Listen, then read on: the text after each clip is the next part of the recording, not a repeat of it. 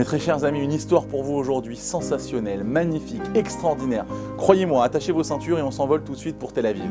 Tomer fait partie d'une bande d'amis, tous mariés avec des enfants, laïcs mais respectueux de la religion. Et pendant les beaux jours du mois de mai, il décide d'organiser une sortie familiale dans le parc Ayarkon de Tel Aviv. Alors pendant que les enfants jouent dans l'aire de jeu, les grands-enfants, eux, font du vélo, et que les femmes bavardent, les hommes, eux, préparent le barbecue. À côté d'eux se trouve un jeune homme religieux qui joue avec son très jeune enfant au ballon. Et à un moment donné, Tomer va chercher des pitotes dans sa voiture qui est garée dans le parking et il revient tout énervé. Il y a une moto qui est garée près de la porte, je n'ai pas pu rentrer. Tomer est le leader naturel du groupe. C'est en fait une sorte de grand gaillard musclé qui perd vite son sang-froid et il a bon cœur jusqu'à ce qu'on l'énerve. Et cette moto, allez savoir pourquoi, l'a énervé. Alors il commence à crier « Mais à qui appartient cette moto? J'en ai marre !» Comme si parmi les milliers de visiteurs du parc, quelqu'un allait l'entendre. Mais à sa grande surprise, le jeune homme avec l'enfant qui joue à côté d'eux lui répond « Je parle d'une moto de Hatzalah, de premier secours ?» Alors Tomer lui répond « Oui, avec un grand coffre à l'arrière, rouge et blanc. Pourquoi, c'est à toi ?»« Oui, c'est à moi. »« Alors dégage et vire-la de là tout de suite, ok ?» Alors le jeune homme lui répond « Mais pourquoi parler comme ça? Pourquoi tu parles comme ça? Parle plus gentiment. » Parler gentiment, t'as dit? Je vais te casser la tête. Plus besoin de parler, dégage ta moto avant que je ne m'en prenne à toi. Alors le jeune homme le regarde avec un air blessé et lui demande « Mais tu aurais voulu qu'on te parle comme ça à côté de ton enfant ?» Et là Tomer s'approche, de lui arborant un air menaçant et il veut le frapper, mais ses amis l'arrêtent et s'adressent au jeune papa en lui disant « Laisse tomber, déplace juste la moto et c'est tout, ne t'embrouille surtout pas avec lui. » Ses amis ont eu honte du comportement de Tomer. Pourquoi il a eu besoin d'humilier comme ça, juste pour une moto qui était peut-être mal garée? Il pouvait très bien se passer de l'autre côté de la voiture pour prendre les pitotes. Mais Tomer était leur ami, donc ils n'ont rien dit. Le jeune homme est revenu jouer avec son fils après avoir changé sa moto de place.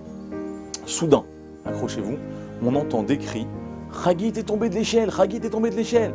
Alors Hagit, qui a 6 ans, c'est la fille de Tomer. Et elle joue avec les autres enfants sur l'échelle de corde et elle est tombée du haut de l'échelle et tous les enfants se sont mis à hurler. Des parents accourent comme des fous autour de Hagit qui est allongée sur le sable, entièrement bleu. Elle ne respire plus et Tomer, son père, s'approche et commence à hurler « Hagit, réveille-toi, réveille-toi! Au secours, à l'aide, appelez une ambulance, appelez une ambulance !» Et ces cris résonnent dans tout le parc. Des dizaines de personnes assistent à cette scène terrible sans pouvoir agir. Et au milieu de ce chaos, on entend la sirène d'une ambulance. Imaginez, une sirène d'une ambulance qui arrive, tout le monde se demande « Mais comment elle a pu arriver si vite ?» Et la sirène provient en fait de la moto rouge qui porte un grand coffre à l'arrière, vous l'aurez compris, c'est celle de ce jeune homme. Sur cette moto sont inscrits les termes de Ihoud Hatzalah. Et là, le jeune secouriste descend de sa moto à toute vitesse, ouvre le coffre, en sort quelques objets et se dirige vers la petite fille. Alors c'est tellement étrange, puisque Tomer, le grand gaillard robuste et fort, lui tremble comme une petite fille, et le jeune homme, qui lui était plus ou moins délicat, se transforme en un instant, en un commandant qui maîtrise les événements. Il lance des instructions à ceux qui l'entourent. « Tiens ça, donne-moi ça, cours vers la moto, apporte-moi le sachet bleu, maintenant déchire-le délicatement. » En parallèle, il prend son talkie-walkie. « Faites venir une ambulance, chute à la tête, perte de connaissance, parc Ayarkon, nous nous situons ici. » Alors tout le monde l'observe comme un ange et un sauveteur. Il opère de sang-froid avec une expertise. Et au bout d'une minute, Hagit, la jeune fille qui était allongée, jusque-là sans connaissance, commence à bouger et à tousser. Il a réussi à la ranimer. Les femmes sanglotent, les hommes pleurent et le jeune homme reste concentré. Il continue à surveiller la petite fille et à parler avec le centre d'appel dans son talkie-walkie. Et au bout de quelques minutes, qui ont semblé en réalité une éternité, une civière arrive. Un secouriste et 2 autres hommes transportent la fillette dans l'ambulance. Tomer s'approche du jeune homme et lui dit « Pardon, je suis vraiment désolé. » Et là, il pleure sans s'arrêter. Le jeune homme lui répond « Écoute, on n'a pas le temps, monte dans l'ambulance, tout se passera bien. » Et l'ambulance disparaît dans un hurlement de sirène.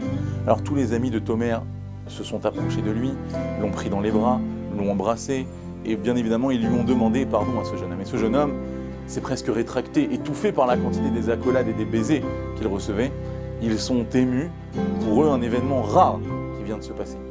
Ils ont pris son numéro de téléphone pour garder contact et ont rejoint très vite leur ami à l'hôpital. Hagit, Baruch Hashem, n'est plus en danger, Tomer est brisé et malheureux. Il a tellement honte de sa conduite vis-à-vis de l'homme qui a sauvé sa fille. Le lendemain, il lui téléphone, il lui demande pardon en pleurs et déclare « J'aimerais te compenser avec de l'argent ». Mais le jeune homme l'apaise et répond « Écoute, c'est bon, je te pardonne, je t'assure, je te pardonne ». Et en parallèle, il tente de minimiser son rôle dans l'événement. Il dit, nous, tu sais, à Yehoud Hatzalah, on fait chaque semaine ces gestes-là.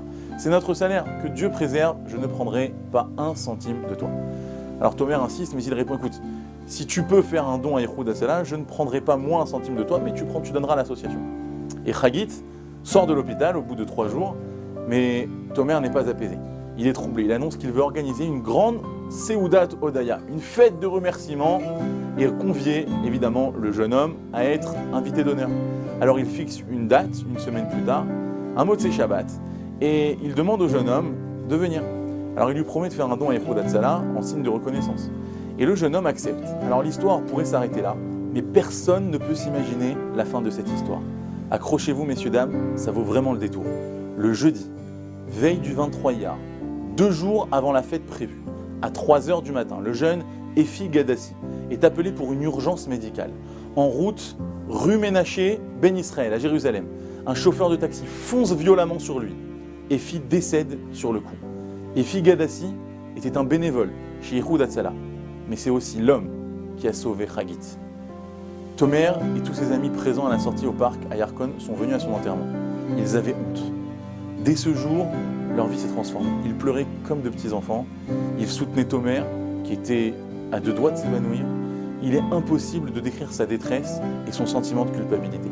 Bien qu'Efi lui avait pardonné, il a l'impression qu'une partie de son cœur s'est brisée. Tout le monde s'est renforcé, et Tomer plus que tous. Il s'est mis à porter une grande kippa, à faire les prières, à respecter intégralement le Shabbat, et le tout pour le mérite et à la mémoire d'Efi. Tomer a organisé une collecte parmi tous ses amis pour acheter une moto d'Yehoud Hatzalah. C'est l'histoire d'Efi Gadassi, Zichrono Livracha, l'un des centaines de bénévoles d'Yehoud Hatzalah qui accomplissent une mission sacrée sans attendre de récompense en retour. Et comme le montre cette histoire, cette mission sacrée s'effectue au prix d'un inconfort, d'un manque de sommeil, voire de blessures et d'un manque de respect. Alors que cette année, nous nous efforcions de juger positivement notre prochain et que ces efforts contribuent à l'élévation de l'âme de Efi Gadassi, Zichrono Livracha. Shabbat Shalom à tous.